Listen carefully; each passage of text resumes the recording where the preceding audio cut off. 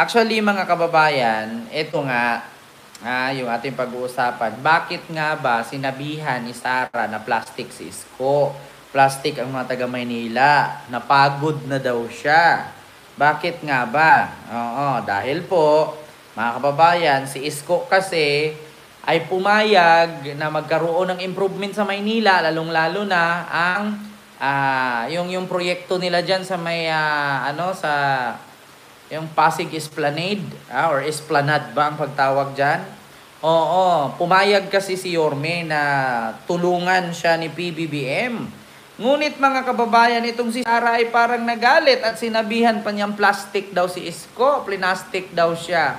Naku po, mga kababayan, ay gusto, alam nyo sa totoo lang, kung ikaw ay isang public servant at iniisip mo yung kapakanan ng mga constituent mo, yung iyong nasasakupan, wag mong isali, kung halimbawa ako, isang politician or si Isko, politician, sabihin man nating ayaw niya kay Marcos, pero isahin tabi niya yung ayaw niya kay Marcos, isipin niya yung kapakanan ng tao. Di ba? Kasi yung pagpapaganda ni Marcos dyan sa Pasig Esplanade, at yung iba pang mga proyekto para sa Maynila, ay ang taong Maynila po ang makikinabang dyan, hindi po si Isko. Yeah. Oo. Bakit nagagalit si Sara? Ito na nga, mga kababayan. No? Mega love shout out po sa inyong lahat. Ito na. Bakit nga ba galit na galit si Sara? At bakit sinabi niya, mga taga Maynila daw ay plastic? Mga plastic daw, napagod na daw siya. Plastic daw yung mga taga Maynila. Sino ba yung sinasabihan niyang plastic? Si Isko. Nako, ako nagsabi sa'yo, Sara, baka hindi mo kayanin si Isko. Pag si Isko nambara sa'yo, talagang zero ka sa Maynila. Ito po yun mga kababayan, yung naturang issue ngayon, na kung saan ay sinabihan ni Sara na ang mga taga Maynila daw ay plastic. Na dahil ba bakit sabi niyang plastic? Ano bang kasalanan ng mga taga Maynila sa iyo, Sara? Kung galit ka kay Isko, si Isko ang puntiryahin mo. Wag yung mga tao sa Maynila kay hindi ka naman nila inaano. Ikaw ngayong sumugo dun sa Maynila, nang bastos ka ng politician. Bakit? May nakita ka ba mga politician pumunta ng Davao nang bastos sa inyo? Di ba? Ito mga kababayan, pakinggan ninyo sinasabihan niya na mga taga Maynila daw, plastic. Ito po Plastic ang mga tao. Di ka po na kung anong mga taga Manila. Uy, grabe ka, plastic ang mga tao dito. Di ka po na kung anong mga taga Manila. Uy, grabe ka, plastic ang mga tao dito. Kita ninyo? Pagod na daw siya sa mga taga Maynila. Grabe ka plastic ang mga tao dyan, oy. Sabi niya. Kita ninyo? Ay, nako, bakit? Kung may galit ka kay Isko, wag mong idama yung mga tao sa taga Maynila. Tanga, inutil, hampas lupa, magnanakaw. Kung galit ka kay Isko, si Isko ang puntiryahin mo. Wag yung taga Maynila. Kasi yung mga taong taga Maynila, tandaan mo, kung ipagpapalit mo si Isko laban sa mga taga Maynila, hindi ka kayang ipanalo ni Isko. Ang magpapanalo sa'yo, yung mga tao dyan sa Maynila na tinatawag at sinasabihan mong plastic. Bakit, Sara? Tanungin kita. Bakit sasabihin mo na plastic ang taga Maynila at plastic si Isko? Ako hindi ko ipagtanggol si Isko, pero Isko niyan vloggers ako noon. Ngayon, nakasupport din ako kay PBBM. Di ka po na kung anong mga taga Manila. Uy, grabe ka, plastic ang mga tao. Mga kababayan, ganito po yan. Kaya po sinabi ni Sara na plastic ang taga Maynila kasi nakita niya po kasi kung paano makipag-coordinate si Isko Moreno kay PBBM. Kung paano makipagkaisa si Yorme Isko Moreno kay PBBM pagdating sa pagpapaunlad at pagpapaganda or pagpapa-improve sa kanyang constituent or sa kanyang nasasakupan, ang City of Maynila. Ngayon mga kababayan, ito po, ipapakita ko sa inyo yung isa kung bakit nagalit si Sara dahil po dito sa balitang ito na kung saan mga kababayan ay si Yorme at si PBBM ay nagsama po, no? Nagsama po sila. Ito babayan, Isko PBBM project. Ipakita ko sa inyo. Kaya pala siya'y nagalit. Oo. Dahil po pala dito. Nagpulong naman sa Malacanang sina Pangulong Ferdinand Marcos Jr. at Manila Mayor Isko Moreno Dumagoso. Inalakay naman ng dalawa ang proyekto at programang magpapabuti sa kabuhayan at infrastruktura sa Maynila. Nakita mo? Narinig mo? Ang pinag-uusapan ni Isko at ni PBBM ay ang pagpapaunlad at pagpapabuti sa mga infrastruktura or infrastructure dyan sa Maynila para ikakaunlad. Alam mo, sa totoo lang, Sarah, ganyan kasi ang sakit ninyo. Sakit na talaga ng mga politician yan. Halimbawa, ako ngayon mayor. Meron akong proyekto, pinatayo ko, mga condominiums para sa mga squatter. Alam nyo, ang susunod na gagawin nung papalit na mayor sa akin, itenga niya yon. Kakalimutan niya yon. Hanggang sa lulumutin na lang yung ipinatayo kong condominium na hindi pa tapos. Halimbawa, patapos na yung termino ko, hindi pa tapos yun. Hindi na nila itutuloy yan. Bakit? Kasi hindi nila proyekto yan. Proyekto ko yan. Kasi pag ipagpapatuloy nila yan, pag tumakbo ako ulit, pagka mayor, magagamit ko daw yun. Ganyan sila, mga kababayan. At pangalawa, kapag galit sila sa isang politician, lalong-lalo na sa presidente, kapag ang kanilang mga kaalyadong mga kongresista, gobernador, mayor, pumunta sa presidente at humingi ng tulong, ang sasabihin agad nila, plastic. Bakit, Sarah? Kung plastic si Isko, anong matatawag mo sa mayor ng Bugo, Cebu na nagsabing maraming salamat PBBM? Di ba? Anong masasabi mo sa mayor ng Bugo, Cebu? Di ba DDS sila? Bakit hindi mo masabihan plastic? Porket ba nakipagtulungan sa gobyerno para ikaunlad sa kanyang nasasakupan? Sasabihan mo plastic? Samantalang ikaw na ikakaunlad ng lugar mo, hindi ka tumutulong sa presidente, puro ka paninira. Sasabihin mo plastic? Ito tignan ninyo. Mayor ng Bugo, Cebu. Ito ito. Paano to ngayon? Pinupuri niya.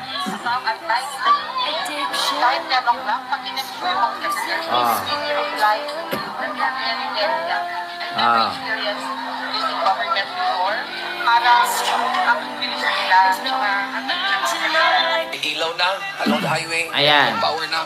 Daming tulong. Thank you very much, Mr. President. Thank you so much for responding of the earthquake. Man, from the bottom of our heart, we're really very grateful for your visit. We cannot do it without our volunteers. So, as they say, we win as a team. We are a team. That is why we get to do the work. Basta tayo lahat, nag-coordinate, nag-uusap, mabilis ang pagdala ng... Kita mo? Basta tayong lahat, mag-uusap, magko-coordinate, mabilis ang pagresponde at pagdala ng tulong pagdating sa sakuna. Siguro, mga kababayan, kahit siguro lunupin yung Davao, ang laging ituturo ni Sarah dyan sa mga taga-Davao na mga bobo, hindi ko nila lahat. Sasabihin niya yan, huwag kayong humingi ng tulong sa presidente. Ganyan ang sasabihin niya. Nagutom na lahat-lahat. Nabahaan na lahat-lahat. Nasunugan na lahat-lahat. Alam niyo ang sasabihin ni Sarah, huwag kayong humingi ng tulong, huwag niyong tanggapin yung tulong dyan. Ganyan ang sasabihin niya. Tignan ninyo, pumunta si Isko at si PBBM sa Malacanang, nag-usap para sa improvement ng Metro Manila. Alam niyo ang sabi ni Sarah, plastic si Isko. Kita niyo yan. Alam mo sa totoo lang, Sarah, tanggalin mo sa kukote at sa utak mo bilang politician, yang tinatanim mo sa utak mo na kapag hindi mo gusto ang presidente, ay idadamay mo yung mga kapwa mo politician. Kung ayaw mo tumanggap sa tulong ni Marcos, huwag mong idamay na may mga politician na naging kaibigan mo at uutusan mong huwag tanggapin, tapos pag tinanggap nila, sasabihin mong plastic. Hindi ka nakakatulong sa bayan, Sarah. Nakakasira ka. Yan ang totoo. Kapag may politician, nakakilala mo, kaibigan mo, makipagtulungan sa Pangulo, sasabihin mo plastic. Anong klaseng politician ka? Yan yung nagpapatunay na isang politician na nagpupuliti-politician lang. Di ba? Yan yung mga politician na nagtatrabaho kuno para sa ikakayaman nila. Hindi sila nagtatrabaho para sa kinabukasan at sa kabutihan ng mga nasasakupan at constituent nila. Di ba? Kita ninyo, dahil sinabihan mo ng plastic ang taga Maynila, tandaan mo, tatakbo ka pa naman presidente sa 2028, baka wala kang makukuhang boto sa Maynila. Tandaan mo, ilan lang ang butante ng Davao, hindi ka kayang ipanalo niyan. Mark my word, Sarah. Ngayon pa lang, sa mga taga Maynila na nanonood sa akin, take note, Sarah. Lahat, halos na mga subscribers ko, 100,000 taga Maynila. Tandaan mo yan. Sa 300,000 subscribers ko, 100,000 niyan taga Maynila. Metro Manila, Luzon yan. Tandaan mo sa 100,000 na nanonood sa akin, hindi nila kakalimutan yan na sinasabi mong plastic ang mga taga Maynila. Di ba? Ikaw yung plastic. Paano mo nasasabing plastic ang mga taga Maynila? Ikaw ang pumunta sa Maynila. Hindi ang mga taga Maynila ang pumunta sa iyo. Ikaw ang pumunta doon, tumungtong ka sa entablado, nanira ka ng buhay ng ibang tao at ibang politiko. Ni minsan ba may nakita kang mga politisyan na pumunta sa Davao at sinisiraan kang putang ina mo ka? Di ba? Sa Brigada Maricar Sargan, ibrigada mo. Brigada mo. Kapal na mukha mo. Pinagpilipay pa ni na Pangulong Ferdinand Marcos Jr. at Manila City Mayor Isko Moreno ang pagtutulungan ng national at local government sa pagpapatupad ng mga proyekto sa lungsod ng Maynila. Kasunod ito na naging pagpupulong ng dalawa kahapon sa Malacanang kung saan natalakay ang mga malalaking infrastruktura. O, diba? Ma'am Angelita Marcos, maraming salamat po, ma'am, sa yung super sticker. Thank you so much po, Ma'am Angelita Marcos Almundia. Maraming salamat po. Kita ninyo? Dahil ba dito, Sarah? Inisip ni Isko, Sarah, wag mong itulad yung utak mo sa kay Isko. Inisip ni Isko yung kapakanan ng mga taong nasasakupan niya. Inisip ni Isko ang kinabukasan ng mga bata na nasasakupan niya. Kasi ang mga makikinabang dito ay ang mga next generation sa Maynila. Si Isko dumadaan lamang na politician yan. Di ba na pag natapos ang termino niya, maiisip ng tao, meron siyang nagawa. Maiisip ng tao na paunlad niya. Kaya nga, sa totoo lang, hindi kayang bitawan ng taga Maynila si Isko Moreno kasi nakikita nila na may resibo, may napatunayan, may nagawa, at may ebidensya. Ikaw, tatanungin kita, Sarah, bakit nga ba balang araw bibitawan ka ng Davao? Ano bang nagawa mo sa Davao? Ngayon nga vice presidente ka, wala kang ang nagawa ni isa. Bakit? Yung libro mo ba na ginawa mong proyekto sa gobyerno, nakakatulong ba yan sa mga yagit na nagugutom, walang matirhan at walang makain? Yun bang libro mo? Nakakatulong ba yan sa mga senior citizen na kailangan nila ng maintenance na gamot? Yun bang libro mo? Nakakatulong ba yan sa mga PWD na bulag, pilay, pipi, bingi? Yung libro mo? Yun bang libro mo? Kaya bang patirhan ng tao dyan na walang tirahan? Yan bang libro mo? Nakakatulong ba yan sa mga mag-aaral, lalong-lalo na sa mga single mom? Wala! Hindi! Walang kwenta! Yung libro mo, pambalot lang yan ng tinapa. Yun ang totoo. Pambara lang yan sa kanal.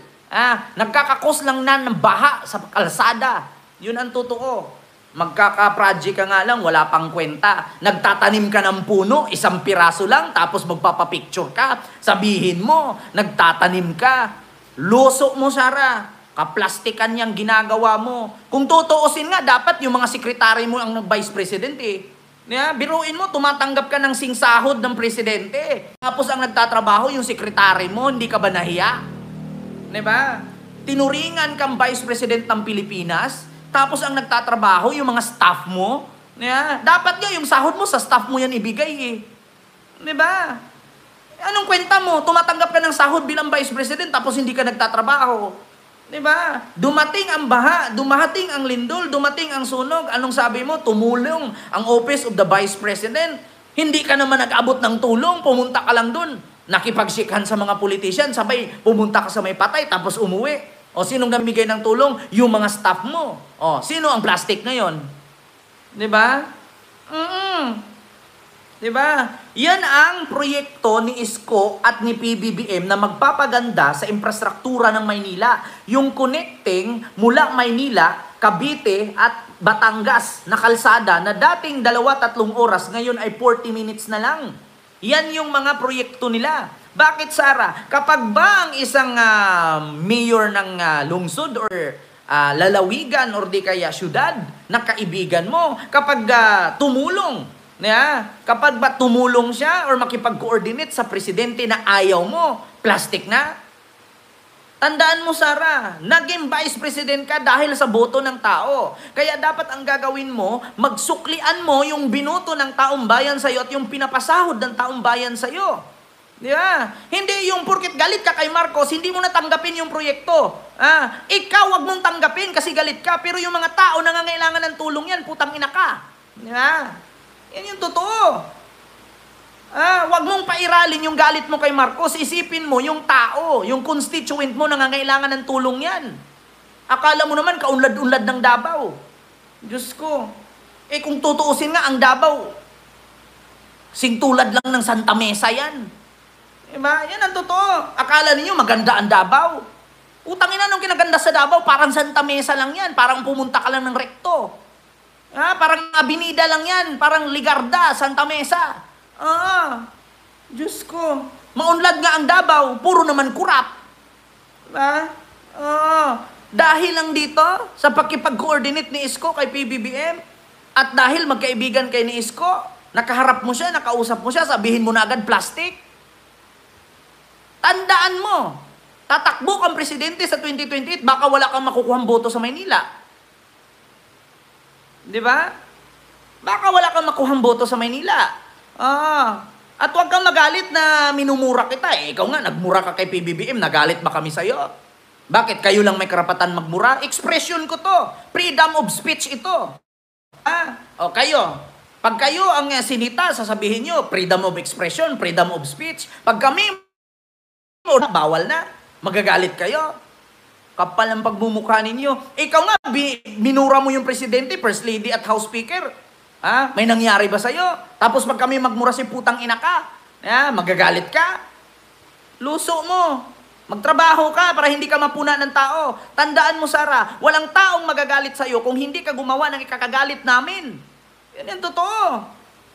Tulad ng North at South Harbor Bridge, retrofitting ng Lambingan Bridge at ang North-South Commuter Railway. Tinalaki rin ang proyekto ng MWSS sa Pandakan na layong palakasin ang supply ng tubig sa lugar. Isa din yan sa kakailanganin ni Isko doon. Kung papairalin ni Isko yung pagiging pagkakaibigan ninyo at hindi si Isko makikipag-coordinate kay PBBM kasi galit ka kay PBBM, paano na ang kanyang mga constituent? Paano na ang taga-Pandakan na kailangan ng tubig, laging putol dyan, laging nasusunugan? Paano na yung mga nagbabiyahe dyan, laging traffic dyan, lalong-lalo na sa Pandakan? Papunta ng tawag dito, Villamor Air Base, diyan sa likod ng Nagtahan. Napaka-traffic dyan. Kaya kailangan ni Isko ng improvement sa lugar na yan. Bakit? Papairali ni Isko dahil magkaibigan kayo, hindi siya pwedeng tumulong, hindi siya pwedeng makipag-coordinate. Huwag mong idamay yung tao ng Maynila. Kung galit ka kay Isko, doon ka kay Isko. Puntahan mo, yaw-yawan mo sa harapan niya. Puntahan mo sa opisina niya. Hindi yung idamay mo yung mga taga-Maynila. Di ba? Kung plastic ang mga taga-Maynila, bakit kayo? Hindi ba kayo Tupperware? Di ba? Akala mo naman, napakagaling mo, wala kang ang kwenta. Di ba? Napakasinungaling mo nga eh. Sa mga daluyan ng tubig sa ilalim ng Greater Metro Manila Waterways Cleaning and Clearing Operations at ang Bayanihan sa Estero Program. Bukod dito, yan, Sara, tanungin kita, nagbabara yung mga kanal, ang dumi ng Maynila, ang baho ng mga estero. Yan, palalagpasin ni Isko na hindi siya hihingi ng tulong kay PBBM. Kasi bakit? Magkaibigan kayo. Matatakot si Isko na tawagin mong plastic? Dahil ba dyan? Yung traffic hindi na solusyonan? Kasi bakit? Magkaibigan kayo? Kasi galit ka kay PBBM, hindi siya pwedeng lumapit kay PBBM? Yung mga basura na nagharang sa mga kanal, sa mga estero, hindi na pwedeng humingi ng tulong si Isko dyan? Kasi bakit? Galit ka kay PBBM? Diyos mio Marimar, nagpolitisyan ka pa kung ayaw mo pala magserbisyo sa tao at susundin mo yung sarili mong pang-interes. Hindi mo ba naintindihan sa bagay? Didiis ka nga. Pag didiis ka, bubo, di ba? Oh. Hindi mo ba naintindihan kung ano yung ibig sabihin ng politician? Public servant. Ibig sabihin ng public servant, utusan ng publiko. Nagtrabaho, nagserbisyo sa publiko. Boss mo ang tao, hindi ikaw ang boss. Tandaan mo yan.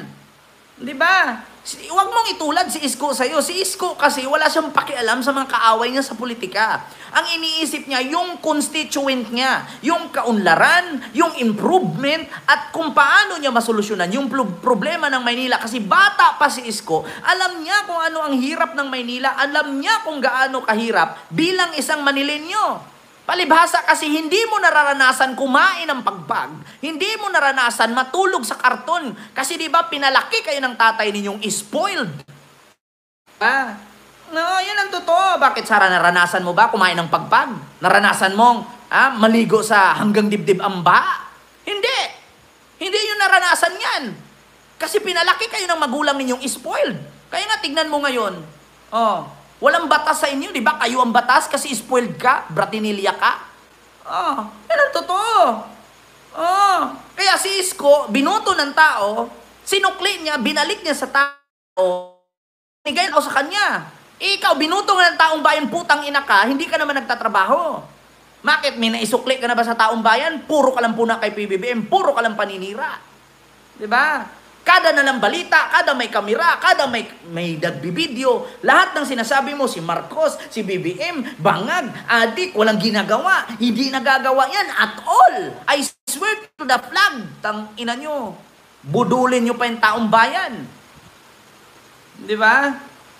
Ang pinag-uusapan dyan, yung paano paunlarin, paano solusyonan, yung matagal nang hinanap ng Maynila, yung matagal na nilang iniinda. Ako, nakatira din ako sa Maynila ng almost 14 years. Alam nyo ba ang number 1 na problema sa Maynila? Traffic. Pangalawa, baha. Pangatlo, basura. Pangapat, yung nakawan, yung krimen. Kita mo yan? Alam ko sa Davao, meron din yan. Kaso lang, binulag ninyo yung media eh. Nakatira ako ng Maynila for almost 15 years. Alam ko yan pag nagbaha dyan. Basura, baha, traffic, krimen, gutom. Pulubi, squatter. Alam ko yan. Naging vlogger din ako ng Maynila. Kaya alam ko yung sitwasyon. Alam ko kung gaano kahirap ng mga tao dyan. Ilang mga taga Maynila at Manileño ang nasasalamuha ko. Proud na proud ako na isa ako sa Manileño for almost 15 years. Di ba? Kung tutuusin, sa totoo lang, yung Davao, kinakahiya ko. Taga Davao del Norte ako. Pero yung Davao City, kinahihiya ko yan. Di ba? Diyos ko po, alam namin, ang tagal ko sa Maynila. For almost 15 years ako sa Maynila. Alam ko yan. 19 anyos pa lang ako, nasa Maynila na ako. Nag-edad na lang ako ng ganito. Alam ko yan. Diba? Tapos sasabihin mo, plastic ang mga taga Maynila. Huwag mong sabihin plastic, Sara. Naging Manilenyo din to. Nakikipag-away ako sa mga chairman sa Maynila noong pandemic. Na mas inuna nila yung kanilang pamilya kaysa sa mga taong nagugutom na katulad nila. Nakipagbardagulan ako dyan sa Maynila. Sa mga baboy at hayop na politician tulad mo. Di ba? Yan ang totoo. Kaya wag mong ganyanin yung tao. Porkit ba sumalungat sa'yo, plastic na? Bakit? Kung meron mang plastic dito, ikaw yung una. Ano mang ginawa mo kay PBBM? May pa I love you ka pa, forever. Ang ina mo, ikaw yung unang plastic. May pasabi-sabi ka pa, Uniteam. Anong ginawa mo sa Uniteam? Sinira mo, tiwala ng tao. Ikaw yung totoong plastic. Kung meron mang unang plastic, Sara, ikaw yun. Yeah? Bakit? Ano bang ginawa ni PBBM sa'yo na ikinagalit mo? Magbigay ka ng isa. Ano ang ginawa ni PBBM sa'yo? Ba't ka nagalit? Wala. Pero ikaw, marami kang ginawa kay PBBM. Ni minsan nakarinig ka kay PBBM na minura ka. Ni minsan nakarinig ka kay PBBM na siniraan ka. Ni minsan nakarinig ka kay PBBM na binantaan ka. Wala. Bagkus ikaw yung nagbanta. Yeah? Magpi-feeling victim ka, pagkatapos mong bumira, pagkatapos mong magbanta, pagkatapos mong manira, ikaw na yung biktima. Huwag mong bulagin ang tao, Sarah. Hindi lahat ng Pilipino DDS tulad nyo. Diba? Yun ang totoo. Hindi lahat ng tao DDS. Kayo lang ang mga DDS na naniniwala kay makalaya pa si Digong. Saan kayo nakakita? 30,000 ang pinatay, makalaya pa, putang ina, patayin mo asawa mo kung makalaya ka bukas. Diba? Yan ang mahirap sa inyo. Binubulag kayo sa katangahan. Pinangalaki, pinanganak kayong bobo, mamamatay kayong bobo. Yeah. Yan yung mga definition ng DDS. Dahil dito, pakipag-cooperate ni Isko kay PBBM, sasabihin mo, plastic ang mga Manilenyo. Kay Isko mo sabihin yan, huwag sa Manilenyo. Kasi ako, isa din akong Manilenyo. Diba? Naging residente din po ako ng Maynila for almost 15 years. May ID ako sa Maynila, may address ako sa Maynila, may bahay ako sa Maynila. Diba? Kaya huwag mong sabihin na tanga ang Manilenyo. Tanga ang tingin mo sa amin kasi hindi ka namin ibuboto. Yun ang totoo. Yeah. Kung tanga ang Manilenyo, mas tanga ang taga Davao. For almost 30 years kayo diyang namuno. Naglingkod ba talaga? Pero yung baha, hindi nyo masolusyonan. Kaliit-liit ng Davao City. Yung baha, hindi nyo masolusyonan. Tapos sasabihin mo, yung Maynila, plastic. Kung plastic ang mga taga Maynila, Sarah, yung baha sa Maynila, nasusolusyonan nung si Isko ang umupo. Pero ikaw, naging vice president ka na lang, naging mayor ka ng ilang years. Yung baha sa Davao, nasolusyonan nyo? Wala. Nagpapalit-palit na lang kayo magkakapatid pagiging mayor. Mayor na si Pulong dyan. Naging mayor ka na, naging mayor na si Baste. Nasolusyonan nyo ang baha sa Davao? Hindi. Naging mayor na ang tatay mo. Lahat kayo, 5 kayo dyan. Nanungkulan dyan sa Davao. Ewan ko kung nanungkulan kayo for the Davaoenos or nanungkulan kayo for the money. Yeah? Tandaan nyo yan. Tapos sasabihin mo, plastic. Diyos ko.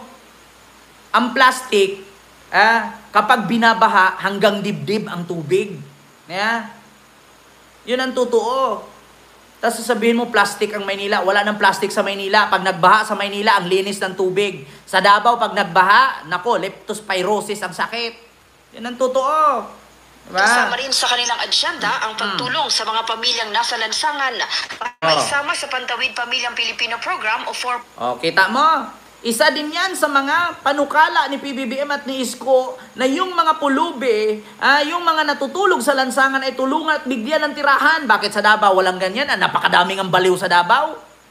Utang inang yan. Yeah? Ayun kita mo, taga Maynila, papayag kayo, tawagin tayong plastic. Taga Maynila din ako, tandaan nyo. Yeah. 14 years ako nakatira sa Maynila. Mahigit 14 years and 3 months. Diba? Diyos ko, lagi nyong ipigkalandakan, maraming nag-i-invest sa Davao, pero yung dumi-dumi naman. Diyos ko po. Peace at ang pagpapalakas ng mga kampanya para sa National ID at National Immunization Program. National ID at National Immunization Program. Tanong ko lang, mga taga Davao City, may National ID na ba kayo? O hindi papel-papel ang hawak ninyo? Ako may National ID na ako because of Manila. Mayor Isko Moreno. Bakit sa Davao? Kompleto kayo? May National ID kayo? May 911 nga kayo nung nasunugan kayo, wala namang effect. Asan yung pinagyayabang ninyong 911? 3 lang ang merong 911 sa buong mundo. Amerika, Canada at Davao. Bakit nung nasunugan kayo dyan? Asaan yung 911 ninyo nakatulong? Yung nalindulan kayo, asaan yung 911 ninyo nakatulong? Wala. Pag mayabang nyo pa yan, ginawa lang nyo lang front yan para sabihin magaling kayo. Tain ninyo. Ipresenta rin ni Mayor Isko sa Pangulo ang ilang proyekto sa ilalim ng 10-year development plan ng Maynila, kabilang ang restoration ng ilang makasaysayang lugar sa lungsod. Kasama rin dito ang pagpapatayo ng Binondominium 2 at 3, 4 na vertical housing towers sa Bureau Binondominium 2 at 3. 1, 2, 3 na yan. Bakit sa Davao may ganyan? May binondominium kayo? May mga kondominium kayo para sa mga squatter? Wala! Ma'am Bitchay Channel, maraming salamat po. Saan ka nakakita sa Davao? May mga kondominium kayo para sa mga squatter? Wala. Meron ako nakita. Nasunog yung squatter nung nakaraan lang. Diba? Kita ninyo? Ganyan ba? Ganyan ba ang sinasabi mo na si Isko plastic? Huwag kami, Sara. Kung meron mang totoong plastic dito, ikaw yun. Anong ginawa mo kay Marcos? Nakipagkaisa ka noong 2022 election? 'Di ba? Ano ang kwento ninyo? Binaliktad ninyo ang kwento, pabalik-balik ang magkapatid doon na si Amy at si BBM sa inyo. Bakit sila pabalik-balik? Kasi patakbuhin kang presidente. Pero anong sabi mo? Ang pagtakbo ng presidente, hindi yan pinag-iisipan na isang araw, isang buwan, isang taon. Ilang libong beses yan pag-iisipan kasi mahirap magmaneho ng eroplano nang hindi ka piloto at ang pasahero mo ay ang Pilipino. Yun ang sagot mo. Tapos ngayon sasabihin mo sa media, binabalik-balikan ka doon, kinukulit ka. Kinukulit ka para patakbuhin kang presidente at buti na lang, hindi ka tumakbo. Kasi kung ikaw yung tumakbo, nagkandaletse-letse tayo ngayon. Di ba? Matutulad tayo sa ginawa ng tatay mo. Buti na lang, hindi ka na presidente. Kasi kung may presidente, pagsisihan ng Pilipino yan. Diba?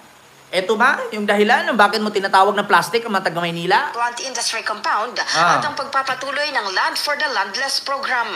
Layunin ng mga proyektong ito na mapaluwag ang trapiko, mapabuti ang daloy ng tubig at matugunan ang pangangailangan sa pabahay ng mga taga-Maynila. Kita nyo? Yan ang gusto ni Isko. Tapos sasabihin mo plastic, napagod kasi plastic ang mga taga-Maynila. Hindi mo may tanggihan, Sara. Bakit? Ikaw mismo. May media nakaabang sa'yo. May media nakatingin at nakatutok sa'yo na kamera. Sinasabihan mo na plastic ang mga taga-Maynila. Diba? Nag-lunch na po ba kayo? Sasabihin mo plastic mga taga-Maynila. Sino bang pumunta sa Maynila? Sino ba ang pumunta doon at nanira? Diba? Di ka boy na kung anong mga taga-Manila. Uy, grabe ka, plastic ang mga tao dito. Kita nyo? Di ka boy na kung anong mga taga-Manila. Uy, grabe ka, plastic ang mga tao dito. Grabe ka plastic ang mga tao. Di wag kang lumanding ng Maynila. Wag kang magpakita sa Maynila. Nako, baka makasalubong ka ng plastic, bigla ka hampasin. Diba? Wag kang pumunta ng Maynila. Plastic pala ang mga taga-Maynila. Nako, wag ka talaga maggala-gala sa Maynila, Sara. Sinabi ko sa iyo. Pag nagalit sa iyo ang mga taga-Maynila, mga Manilenyo, nako, baka bigla kang plastikin. Tandaan mo yan. Plastic pala mga taga-Maynila. Palibhasa kasi ayaw ng mga taga-Maynila sa iyo. 'Di ba? Palibhasa kasi ayaw ng taga-Maynila sa iyo. Tandaan mo, Sara, ang Davao malaki lang ang lupa diyan, pero ang butante konti lang. Pag lupa ang ating babasihan, according sa sukat ng lupa, ang Manila or City of Manila, 3 beses ang laki ng Davao. Davao Region. Pero yung Davao City, maliit ka lang, para ka lang Santa Mesa. Ang Davao Region, 3 laki sa Metro Manila. Yan ang totoo. Pero ang sukat ng butante, putang ina, hindi nangangalahati. Kaya tandaan mo yan, pagdating ng 2028, sabihin mo plastic ang mga taga-Maynila. Tandaan mo, Sara, ang mga taga-Maynila hindi nakakalimot. Baka mabigla ka mangangampanya sa Maynila at sinasabi mong plastic ang mga taga-Maynila. Diba? Baka bigla kang sigawan. Baka ipersona ng grata ka sa Maynila ni Isko, magulat ka. Diba? Baka pag mananawagan kami, mga taga-Maynila na ipersona ng grata ka, mahilo ka. Diba? Sasabihan mong plastic ang mga taga-Maynila. Bakit? Ikaw ang pumunta ng Maynila, hindi ang taga-Maynila ang pumunta sa'yo. Diba? Huwag naman sana dumating ang pagkakataon na persona ng grata ka sa Maynila. Ngayon ka palang nakakakita, Vice President, persona ng grata. Sa Maynila. Tandaan mo, Sara. Nirespeto ka ng Manilenyo. Binaboy mo yung kapwa namin Manilenyo. Sinigaw-sigawan mo sa entablado. Sinira mo yung pangalan. Tandaan mo, Sara, kahit magkaaway man sa politiko ang mga taga-Maynila, pero pagdating sa labanan, nagtutulungan yan. Makita mo ngayon, nag-aaway-aaway yan. Darating ang araw, magtutulungan yan. Sana makarating ito kay Yorme Isko Moreno. Alam ko nanonood si Yorme sa akin. Yorme, sana ipersona ng grata nyo yan. Diba? Persona non grata nyo yan, plastic daw ang taga Maynila. Plastic ka daw, Yorme Isko Moreno. Kasi daw nakipag-coordinate ka at nakipagkaisa ka kay PBBM para sa ikakaunlad ng Manilenyo. Plastic ka daw. Alam ko, Yorme, nanonood ka sa akin. Ilang beses ka nanood sa akin, ilang beses ka nag-comment dito sa live ko. Sana makarating ito sa'yo. Yeah? Ako'y nananawagan. I am a Manilenyo for almost 14 years. At hindi ko yan hahayaang ganyan. Pinagtanggol kita noon. Tinulungan kita noon. Pinagpaguran kita noon. Bilang supporter mo, hindi ako papayag na ganyan lang. Yeah?